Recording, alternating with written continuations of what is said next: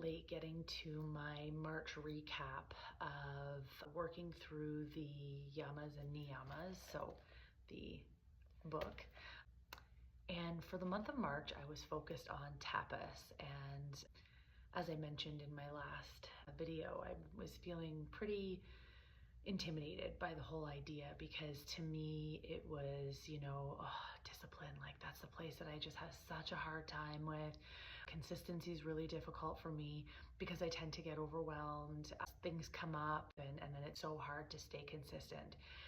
And I think that tapas what gave me like such incredibly different perspective than what I was expecting. So one of the first things as I was really kind of reading through it and starting to like sink into it for the month that I realized is that the whole idea of staying strong in the fire, staying through it, and kind of being willing to let the fire burn things away, give you clarity and build anew and all those kinds of things. I've already done so much of that, and it was really kind of an interesting opportunity to start to recognize that so much of the reasons why I feel like I'm not disciplined, I need to do more, like those were some of the stories that were actually holding me back, and not recognizing how far I've come, how much work I've done, and that I'm in a rebuild process right now, and that consistency can be challenging when you're really overwhelmed, when everything in your life is a new version of you and a new version of everything. So I think that one of the biggest gifts that I got from spending a month with Tapas was how much grace it invited me to give to myself. Also, I learned a lot about, staying in the present and how much staying in the present keeps you from overthinking and being able to really put like all that future pressure on yourself and all those types of things. So it was really quite an interesting opportunity to spend some time with it. I also had a period of time, I guess technically this was in April, but where, I was teaching 4 or 5 yoga classes a day. All I had time for was to eat, and I had to make sure I ate. That's something I struggle with. I often don't fuel myself enough in order to be able to do the things I need to do in a day, right? Potential act of self-sabotage, who knows, right?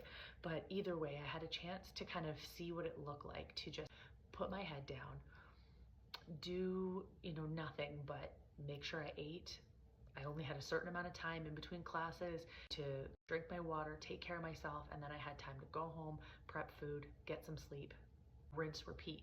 And I was so busy that I realized that in those moments, I wasn't worrying about whether my next yoga class was filling up or did I get my content done or those types of things. And it was amazing how magically certain things started to fall into place. So for me, it was a really good reminder that I can actually have times where I just put my head down, focus on the task at hand, keep working, keep trying, keep doing my best, and sort of let things fall as they will. Also kind of realized I think that sometimes I have too much time on my hands. Not that I'm not busy, but too much time to think and stress and stew and ruminate and worry about whether or not I've done enough, whether or not.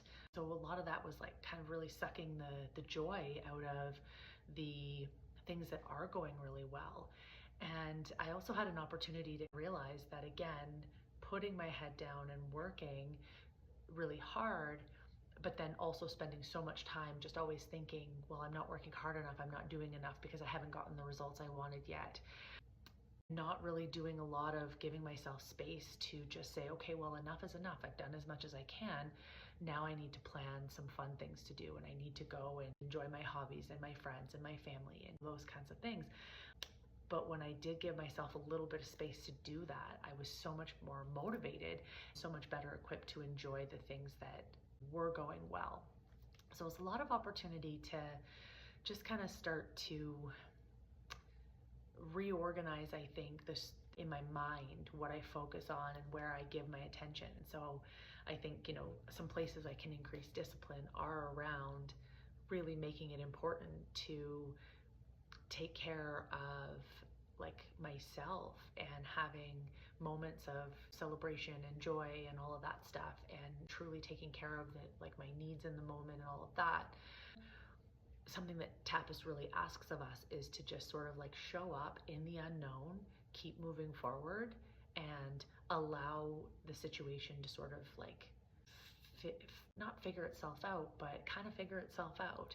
And so I was not surprised that there were some really big revelations for myself here, but definitely was surprised that the revelation wasn't, you should push yourself harder, you should work yourself harder. And it was much more about having the discipline to support myself in the ways that I need to in order to have the staying power, to be able to let the unknown flesh itself out and to let the process happen, right? I don't have to be in control of every single step of the process. I can like shut my brain off, let some of the steps of the process sort of take care of themselves.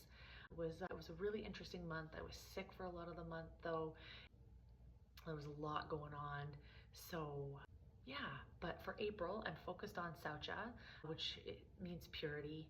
So I will be back at the end of April with a recap on how that went.